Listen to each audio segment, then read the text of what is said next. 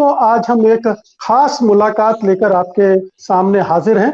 हमारे साथ जुड़ चुके हैं भीम आर्मी के चीफ चंद्रशेखर आजाद रावण। और इस मुलाकात की एक खास वजह है, गुजरात में 3 दिन पहले एक ऐसी घटना घटी है, एक ऐसी वारदात घटी है जिसने पूरे देश को कहना चाहिए विचलित कर दिया है। हालांकि इस तरह की घटनाएं हमारे देश में अक्सर घटती हैं। ये घटना गुजरात की राजधानी अहमदाबाद के ग्रामीण इलाके में हुई है और एक सुरेश वाघेला नाम के दलित युवक हैं, उनको 11 लोगों ने पूरी तरह से मारा पीटा है सिर्फ इसलिए कि उन्होंने मूछें रखी हुई थी।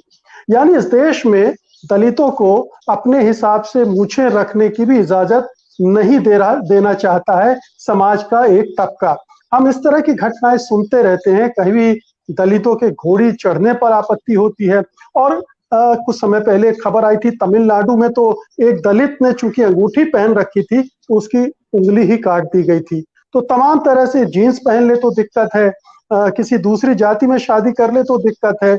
ये जो तथाकथित ऊंची जातियां हैं, उन्हें दलितों की आजादी, अपने हिसाब से जीने और खाने पीने रहने की आजादी बर्दाश्त नहीं होती है। इसका ये उदाहरण है। तो चूंकि हमारे सामने बैठे हुए हैं चंद्रशेखर आजाद और उनकी भी लंबी लंबी मूछें हैं, तो आजाद साहब स्वागत है कार्यक्रम में। सुरेश वाघेला भी इसी तरह की मूछें रखे हुए थे और वो खटक रही थी वहां के कुछ लोगों को, और उन्होंने उसको घर में बुलाकर मारा पीटा। अब आप चूंकि इस तरह की घटनाएं देखते रहे होंगे, उत्तर प्रदेश में बहुत होती हैं, देश में भी होती हैं, तो आपका फर्स्ट रिएक्शन ऐसी घटना पर क्या होता है? अगर आप फर्स्ट रिएक्शन की बात करेंगे तो मुझे ये महसूस होता है कि आज भी जो है गैर बराबरी और भेदभाव, छुआछूत जो है, और वो मानसिक रोगियों वाली जो बीमारी, वो अभी भी लगता है कि उसमें आज भी आजाद भारत में, और जहां भारत के वैज्ञानिक जो है चांद पर चले गए, वहां कुछ लोग अभी जो हैं फिर भी मानसिक रूप से इतने बीमार हैं जो इस तरह की चीजों से माहौल खराब करने का प्रयास करते हैं। फिर वो अभी भी एक संदेश जो है, जातिगत संदेश, पूरी कम्युनिटी को देना चाहते हैं कि भाई ये काम तुम्हें हम नहीं करने देंगे। तो ये मैं इसकी निंदा और ये सब चीजें ये रहता है, मगर मैं चाहता हूँ कि निंदा से ज्यादा जो है ना, ऐसे मामलों पे कठोर कार्रवाई होनी चाहिए। भविष्य में कोई ऐसा करने से पहले कोई 50 बार सोचे। तो एक ठोस कठोर कार्रवाई जो है, जो जिसका आधार भी है, और वो होनी चाहिए कि बहुत सारे लोगों को सीख मिले। तो ये तो मेरा फर्स्ट रिएक्शन है जी। SC/ST एक्ट के तहत जिन लोगों ने पिटाई की थी उनके खिलाफ कार्रवाई तो हुई है, लेकिन इस तरह की कार्रवाई हम देख रहे हैं कि उस समय दबाव में, जन दबाव में की जाती है, लेकिन आगे चल के ढिलाई बरती जाती है और उनको सजा भी नहीं हो पाती है। इसलिए हौसले बढ़ते चले जाते हैं ऐसे लोगों के। तो एक तो ये जो आपने दंड की बात की, वो चूंकि हमारी न्याय व्यवस्था भी उसी पूर्वाग्रह, दुराग्रह और जिस मानसिक बीमारी की बात कर रहे हैं उससे ग्रस्त है, इसलिए ये नहीं हो पाता है। तो एक तरह की घुटन इस समाज में है, दलितों में, कि हमें न्याय नहीं मिल पाता है। जी बिल्कुल है। और क्योंकि बहुत सारे ऐसे मामले हैं, आप आज की बात कर रहे हैं, मगर ये 3 साल पहले भी लगभग जो है ना, ऐसी एक और घटना गुजरात में घटी थी, और ये घटती रहती है। बस जगह बदलती है, पीड़ित का नाम बदलता है, लेकिन ये मानसिक रोगियों की जो है ना सोच नहीं बदलती।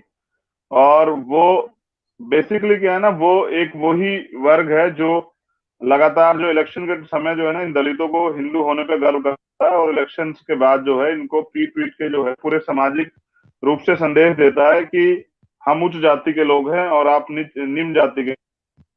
अगर आप मुझसे सुनना चाहेंगे मुकेश भाई, तो मैं आपसे पूर्ण जिम्मेदारी से कहता हूं कि देखिए, भारत में संविधान है, ये आजाद भारत है, ये वो भारत नहीं है जिसमें अछूतों को, शूद्रों को, दलितों को, महिलाओं को अधिकार नहीं थे। हाँ, अब बराबर के अधिकार हैं और हर व्यक्ति को अधिकार है। और भारतीय कॉन्स्टिट्यूशन के लिए मैं कहना चाहता हूँ कि देखिए, जब से भारतीय कॉन्स्टिट्यूशन लागू हुआ है, वो उसके पे बात चल रही है कि वो इम्प्लीमेंट हो रहा है, नहीं हो रहा है। बाबा साहब अम्बेडकर कहते थे कि गुलामी के 100 साल से बेहतर है आजादी का, स्वाभिमान सम्मान का एक दिन। वो कहते थे कि 100 दिन बकरे की तरह जीने से अच्छा है एक दिन शेर की तरह जिए। ये कचोटता है और ये जुर्म जी जाति, क्योंकि हम लोग सामाजिक लोग हैं।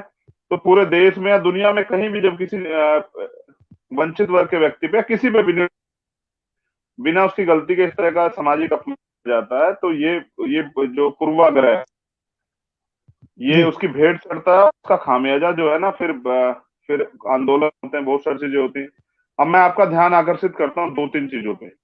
सोचिए जी कि अगर विपक्ष में या इसके अगेंस्ट जो क्रिया की प्रतिक्रिया होती है, तो अगर दलित समाज के लोग कुछ कर देंगे, तो फिर ये आएगा कि दलित वायलेंस कर रहे हैं।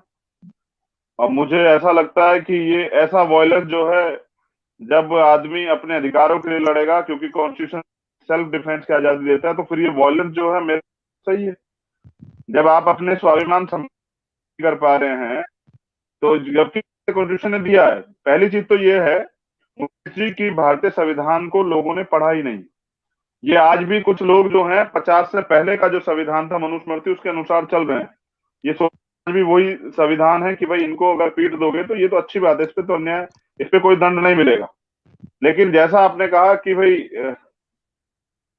न्याय नहीं मिलता, तो इसका खामियाजा भी जो है भुगतना पड़ रहा है, क्योंकि कोर्ट में भी जो है कॉलेजियम सिस्टम है, वहां तो एक हो सकता है, लेकिन सुप्रीम कोर्ट का जज बनने के लिए तो नहीं होगा। तो मुझे लगता है कि भागीदारी का मामला है, वो भागीदारी के मामले के बिना जो है ये सब चीजें हो रही हैं। जी और इस पे जो है ना एक कड़ा कानून SC/ST एक्ट है। SC/ST एक्ट के एवज में रोज मीडिया के लोग चलाते हैं कि ये इसका दुरुपयोग होता है, लेकिन इसका सदुपयोग भी तो नहीं हो रहा है, क्योंकि पुलिस तो उसी सोच की बैठी है, सरकार की सोच की, और अपराधी तो अपराध लगातार कर रहे हैं। तो इससे क्या फर्क पड़ रहा है? अब तो ये है कि सुप्रीम कोर्ट का ऑर्डर है कि तत्काल जो है SC/ST एक्ट में मुकदमा दर्ज हो, गिरफ्तारी हो, लेकिन अगर आप जाओगे पुलिस के पास तो वो 60 दिन कहेंगे कि अभी तो हम जांच। तो SC/ST एक्ट से तो सामान्य मुकदमे अच्छे हैं, कम से कम उनमें जो है जांच के नाम पे अपराधियों को बख्शा छोड़ा तो नहीं जाता। तो SC/ST एक्ट हो या कोई भी कानून हो, लेकिन जब तक वो लागू नहीं होगा तो उससे कोई न्याय नहीं मिलने वाला। जी चंद्रशेखर जी, आपने कहा कि ये मनोरोगी है, मानसिक रोग है, लेकिन मैं इसे मानसिक रोग से ज्यादा ये मानता हूं कि ये वर्चस्व की लड़ाई है। ऊंची जातियों को लगता है कि हमारे सामने अगर दलित लोग खड़े होंगे, अच्छे से रहने लगेंगे, अच्छे से काम करेंगे, तो हमारा जो पकड़ है समाज में वो टूट रही है। और ये उन्हें बर्दाश्त नहीं है, क्योंकि वो अपना वर्चस्व छोड़ना नहीं चाहते हैं। और ये टकराव, ये संघर्ष इसलिए भी हो रहे हैं। अच्छा, तो मैं बस मुकेश जी, मैं जानना चाहता हूँ दलित होता कैसा है? क्या वो दलित जिसको मतलब उसके बाल ऐसे बिखरे हुए हों, उसके कपड़े फटे हुए हों, और उसको दाढ़ी मूछें ना हो, और वो क्या नाम फटी हुई चप्पल में, और किसी साहूकार जमींदार के घर के बाहर जो बैठा होता है, रोटी जिसको फेंक कर दी जाती है, जिसको पानी जो है वो लोटे से ऊपर से पिलाया जाता है, क्या उस दलित की बात आप तो नहीं कर रहे कि वो उस तरह के दलित की कल्पना जो है आज के समाज के लोग कर रहे हैं? बिल्कुल, वो अब चाहते यही हैं कि इसी तरह के रहे लोग। देखिए सर, मैं असल में ना, मुझे ऊपर से इंस्ट्रक्शन है हमारी टीम की तरफ से, ऐसा नहीं करना है कहीं। जी ये एक देखिए। कड़वी सच्चाई है। जी ये एक कड़वी सच्चाई है कि मुझे लगता है जो लातों के भूत जो है ना, वो बातों से नहीं मानते। जी कुछ लोग मैं आपको जूते से मारना पड़ता है, हाल और की वो दो तीन जूता जो चीजें है ना बता रहा भीम हूँ। आर्मी का बहुत मजबूत है। जी, अभी मैं हाल की 2-3 घटनाएं बता रहा हूँ। 2-3 जी कलाकार, जी सिंगर भी हैं, कॉमेडी एक्टर भी हैं, उन्होंने ऐसे शब्दों का प्रयोग किया जिसके लिए बाद में उनको माफी मांगनी पड़ी। लेकिन वो जानते नहीं कि ये शब्द जो हैं संविधान विरोधी हैं और दलितों का अपमान करते हैं। तो इस तरह की मानसिकता समाज में भरी पड़ी है और वो उससे निकल नहीं पा रहे हैं। तो आपने जो कहा ना कि क्या दलितों को इसी रूप में देखना होना चाहिए, ये जी जो ऊंची जातियां वो इसी रूप में देखना चाहती हैं। जब भी वो बदलते हैं तो उन्हें खटकता है। जी।